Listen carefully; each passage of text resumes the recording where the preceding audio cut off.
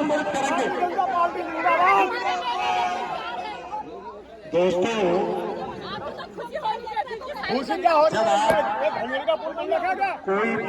नमस्कार दोस्तों, स्वागत है आप सभी का मेरे चैनल गुसाई ब्लॉग UK01 में। मैं आपका दोस्त अर्जुन गुसाई। तो आज मैं हूं मोहान में। तो मोहान में यहाँ पे आने का क्या कारण है तो आपको बता देता हूं कि यहाँ पे एक जनता द्वारा प्रोटेस्ट किया जा रहा है। तो प्रोटेस्ट किन कारणों की वजह से किया जा रहा है तो बता देता हूं कि जो मोहान से भतरौज खान वाली रोड, भौन खाल वाली रोड और या भैरन खाली वाली रोड और या हो बीरू खाल वाली रोड, तो जितने भी रोडें हैं और सल्ट वाली रोड, तो जितने भी ये रोडें हैं इनमें क्या हो रखा है कि जगह जगह से टूट रखी हैं रोडें और जगह जगह से जो है डामर उखड़ रखा है, गड्ढे हो रखे हैं। तो जो गड्ढे हैं क्यों नहीं भरे गए जा रहे हैं टाइम से, तो इस कारण जो है प्रोटेस्ट चल रहा है। और इसमें जो मेन कारण जो है प्रोटेस्ट का वो है कि पनोज जो गधेरा है वहाँ पे फ्लाईओवर क्यों नहीं बना और धनगढ़ी नदी पे अब तक फ्लाईओवर क्यों नहीं बना। हर साल धनगढ़ी में क्या होता है कि कितने लोग जान गंवाते हैं, कितने लोग बह जाते हैं और मतलब आम जनता को बहुत परेशानियां वहाँ पे उठानी पड़ती है धनगढ़ी और पनोज गधेरों के कारण। तो मेन मुद्दे ये हैं। और जो यहाँ पे टूरिस्ट को दिक्कत होती है और जो हैं यहाँ पे मरीजों को दिक्कत होती है। आपने देखा होगा कि पहाड़ों में जिस प्रकार से स्वास्थ्य सुविधाएं बिल्कुल नहीं है, तो एक चारा रह जाता है कि शहरों को चले, मतलब पहाड़ों से जो है शहरों को ले चले मरीज को। जब क्या होता है कि पानी आया रहता है धनगढ़ी और पनोज नदी में और जो ये गड्ढों के कारण क्या होता है कि मरीज की जो जान है और जोखिम में हो जाती, क्योंकि ना वो घर का रहता है ना घाट का, क्योंकि वो घर से निकल जाता है कि यहाँ से तो सिर्फ पहाड़ों में से जितने भी हॉस्पिटल हैं वो तो सिर्फ रेफर सेंटर ही बने हुए हैं। तो क्या होता है कि वो पहाड़ों से तो निकल जाते हैं तो शहरों में भी नहीं पहुँच पाते, क्योंकि जो पनोज गधेरा है और धनगढ़ी गधेरे हैं उन दोनों गधेरों के कारण जो है वो शहरों को भी नहीं पहुँच पाते। तो आम जनता इन चीज़ों से परेशान है। तो यहाँ पे जितने भी टूरिस्ट आते हैं तो टूरिस्ट भी यहाँ आके मतलब यहाँ से अगर जाता अपने घर को तो क्या सोच के जाएगा, क्या सोचेगा कि वहाँ पे जो है रोडें ख़राब हैं, जान जाने का जोखिम है। तो इस वजह से भी जो है लोग जनता परेशान है कि जो छोटा मोटा रोज़गार मिलता है लोगों को टूरिस्टों से, तो वो भी लोगों से वो रोज़गार भी छीनने की कगार पे आ गया है। क्योंकि टूरिस्ट जो है टाइम पे अपने जितने भी मतलब होम स्टे या रिजॉर्ट वगैरह हैं वहाँ पे भी नहीं पहुँच पाता है। टूरिस्ट की टाइम की बर्बाद भी होती है और दिक्कतों का ही सामना करना पड़ता है। तो इन कारणों की वजह से जो है यहाँ पे आज प्रोटेस्ट चल रहा है। तो यहाँ पे जो मेन मुख्य अतिथि हैं प्रोटेस्ट में जो आने वाले वो हैं उत्तराखंड के पूर्व मुख्यमंत्री श्री हरीश रावत जी। तो आज यहाँ पे मोहान में प्रोटेस्ट है, तो अभी थोड़ी देर में पहुँचने वाले हैं।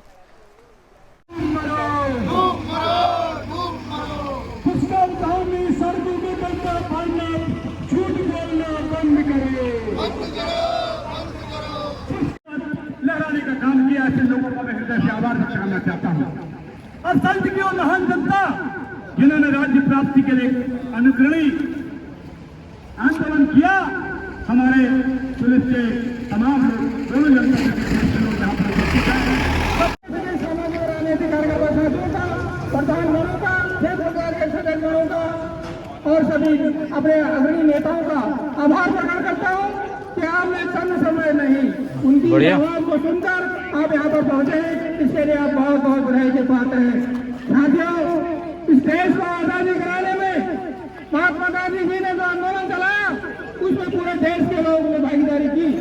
आज उत्तराखंड के विकास कार्यों को नरअंगार किया जा रहा है और उत्तराखंड का गांधी हरीश रावत के नेतृत्व में यहाँ की समस्याओं के निराकरण कराने में पूरी उत्तराखंड के गांधी हरीश रावत के साथ है।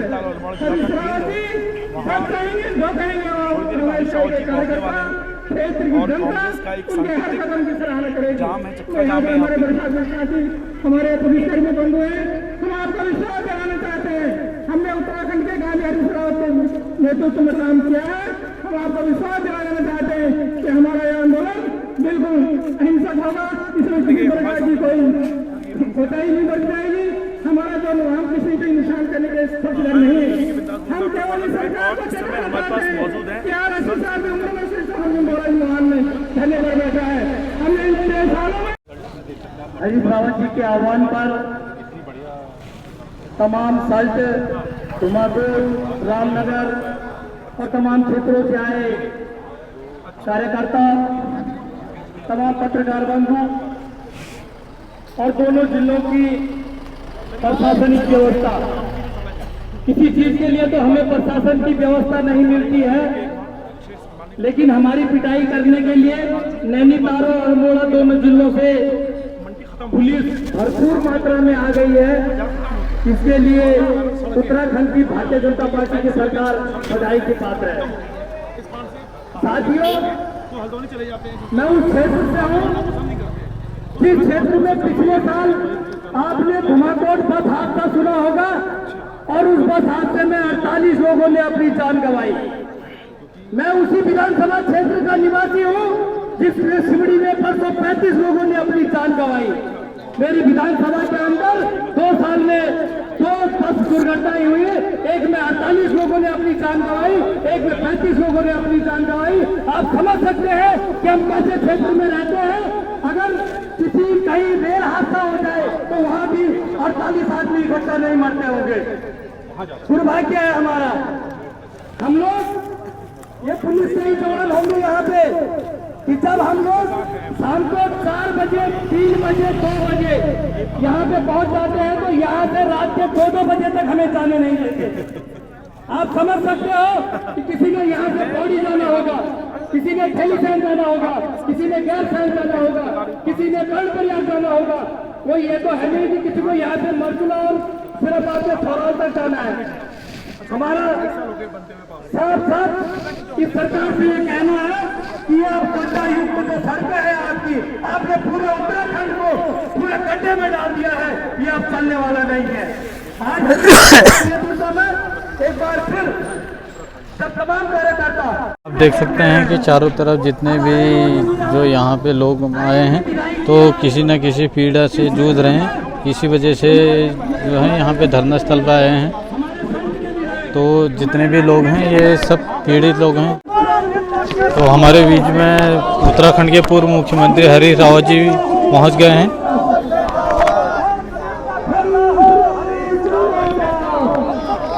सवारी और तमाम मानव संगठन है कि सभी लोग अपना इसमें पूर्ण सहयोग देंगे और जब आपका सहयोग होगा तो निश्चित रूप में आपको गड्ढा मुक्त सड़क मिलेगी। इसीलिए हमारे खाली सरकार तक पहुंचानी है।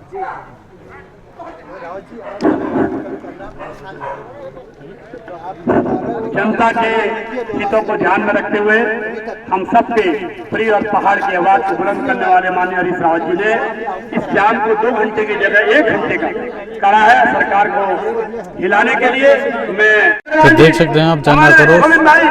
वकील साहब हमारे समाधान रामनगर सचिवालय बैठो, हमारे बैठ जाओ पीछे, सब लोग पीछे। पत्रकारों को भी आराम होगा, आपको भी जगह मिलेगी। सभी लोग इन लोग भाई जो आंदोलन किया जा रहा है ये पूरे उत्तराखंड की सड़कों के लिए किया जा रहा है।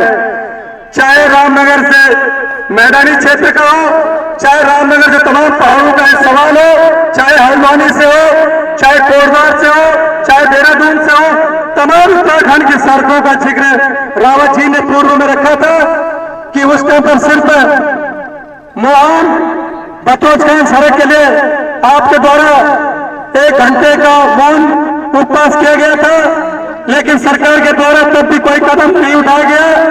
तो आपके द्वारा फिर 1 माह का समय देकर मोहन में चक्का जाम सुनिश्चित किया गया था और ये चक्का जाम 1 घंटे का रखा गया है, क्योंकि सड़क भी जनता की, चलना भी जनता को है और गड्ढा मुक्त भी जनता के लिए सड़कों को बनाना है। तो ये सब जनता का सहयोग से होना है। इसलिए साथियों, हमारे इस आंदोलन में ग्राम पंचायत तोरम से जो उनकी एक सड़क है और रावत जी के द्वारा 2014 जब कांग्रेस की सरकार थी तो उसमें घोषणा की गई थी तोरम ब्रॉड और गुप्तीदार मोटर मार्ग और तमाम दाव पे चाहे फॉरेस्ट का पीडब्ल्यूडी को सारी चीजें पूर्ण हो गई थी और जहां पर वृक्षारोपण होना था वहां पर दूसरी जगह दूसरी सड़क का वृक्षारोपण इस सरकार द्वारा किया गया। कैलाश धाम सुंदरराम जी षड्यंत्रपूर्ण तरीके से सरकार उत्तराखंड की सड़कों को ध्वस्त की। लोगों ने सड़क निर्माण के लिए संघर्ष किया। अब भी एक संघर्षशील लोग जो अपने सड़क की के लिए आए हैं वो यहाँ मौजूद हैं। अब सड़कों को बचाने के लिए संघर्ष। उत्तराखंड की सड़कें गड्ढे में बदल गई, सड़कें खत्म हो रही हैं। हम हॉट मिक्स बढ़िया चमचमाती हुई पक्की सड़कें दे करके गए थे। ब्लॉकों के आंतरिक मार्गों को भी हमने ठीक किया था। आज उस सरकार को 2015-16 की सरकार को गए हुए करीब 7 साल हो गए हैं। 7 साल में कहीं भी हॉट मिक्स नहीं हुई और अब तो गड्ढे भरने के लिए मांग करते हैं कि गड्ढे भर दो। सरकार को शर्म नहीं है। मैं 6 जगह या तो वायरल कर चुका हूँ पैदल चलते हुए सड़क की दुर्दशा को, या जो है धरने पे बैठ चुका हूँ। यहाँ भी मैंने 1.5 माह पहले चुनौती दी, उनको चेतावनी दी, लेकिन क्यों नहीं रहेंगी। आज हम 1 घंटे के लिए, क्योंकि लोगों को ये मुख्य जगह है आने जाने के लिए, हम ज़्यादा बाधित नहीं करना चाहते। मगर मैं एक बात ज़रूर कहना चाहता हूँ, यदि 1 महीने में सड़कों की स्थिति नहीं सुधरी तो मैं सब जगह जो है मोड़ा और हरीशा हम वहीं बैठ जाएंगे, वहीं धरना शुरू करेंगे, जो आए जो ना आए। लेकिन अब ये लड़ाई सड़क बचाने की शुरू होगी, उत्तराखंड बचाने की लड़ाई शुरू होगी। यदि मुझसे कोई पूछे किस मंत्री को बर्खास्त करना चाहिए, मुख्यमंत्री को मैं कहूँगा पहले पीडब्ल्यूडी मिनिस्टर। दूसरा, खेती भी ध्वस्त हो गई है, पहाड़ों में तो विशेष तौर पर ध्वस्त हो गई, खत्म हो गई। तो कृषि मंत्री, ये काहे के मंत्री हैं भाई, काहे के हैं? लोगों के दुख की लड़ाई है।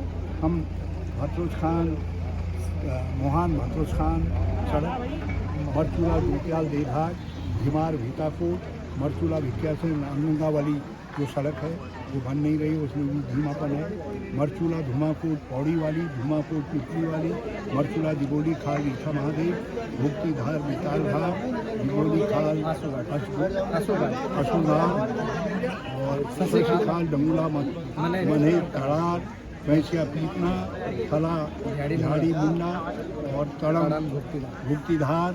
और उसके अलावा ये मोहान से लेकर के रामनगर तक इस तरीके से जो ओवरब्रिज बनने थे उनके काम बरसों लटक गए हैं। कौन है वो ठेकेदार? क्यों नहीं ब्लैकमेल कर रहे हैं, उसको ब्लैकलिस्ट कर रहे हैं?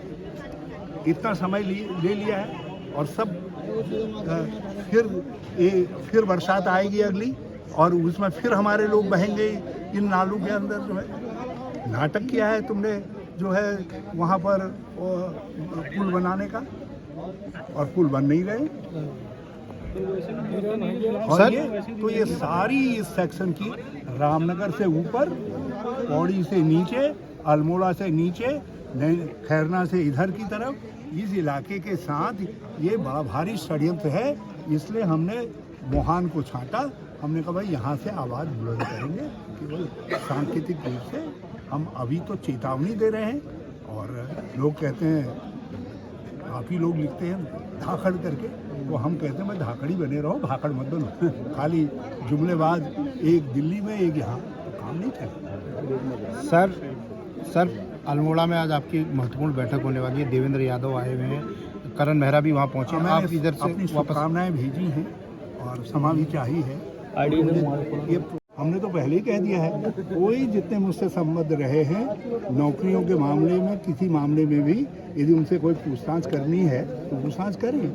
और स्वाभाविक है भाजपा वालों, तुम्हारे समय में तो नौकरियां मिली नहीं लोगों को, 32,000 नियुक्तियां मेरे समय में मिली। तो मेरा कभी ये दावा नहीं रहा है कि सब नियुक्तियां जो है एक एक छान करके जो है बिल्कुल गलती नहीं हुई होंगी, गलतियाँ हुई होंगी, जिन्होंने गलती किया उनको दंडित करेंगे, लेकिन हम इनकी तरीके से नहीं हैं कि गड़बड़ होगी इस नाते जो है भर्ती को रोक दें। तो यूकेएसएससी में जो लोग गिरफ्तार हुए थे उनमें से 18 से ज़्यादा लोगों की तो जमानतें हो गई हैं, क्या कहेंगे उसको? ये सत्ता क्या चाहती है, क्या कर रही है, उसका एक उदाहरण है, ये उदाहरण है। मैं इस पर ज़्यादा इसलिए नहीं कह रहा हूँ क्योंकि मैं एक बहुत कह चुका हूँ इसमें, और मैं ये देख रहा हूँ कि ये सब चीज़ें जो है अब हमारे उन नौजवानों के कीमत पर हो रही है जो नौकरी की प्रतीक्षा में हैं, पोस्ट ही नहीं निकल रही।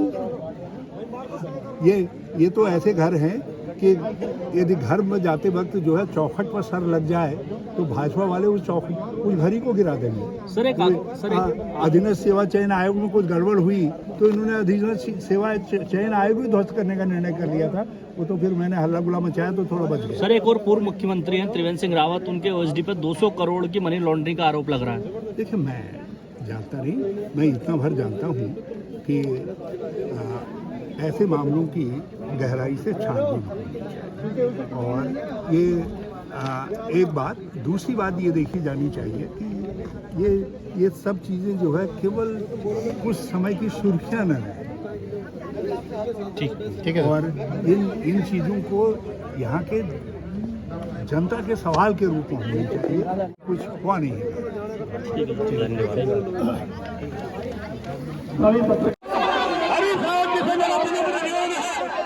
यहाँ पर जनता को संबोधित करेंगे। दोस्तों, खुशी क्या हो रही है?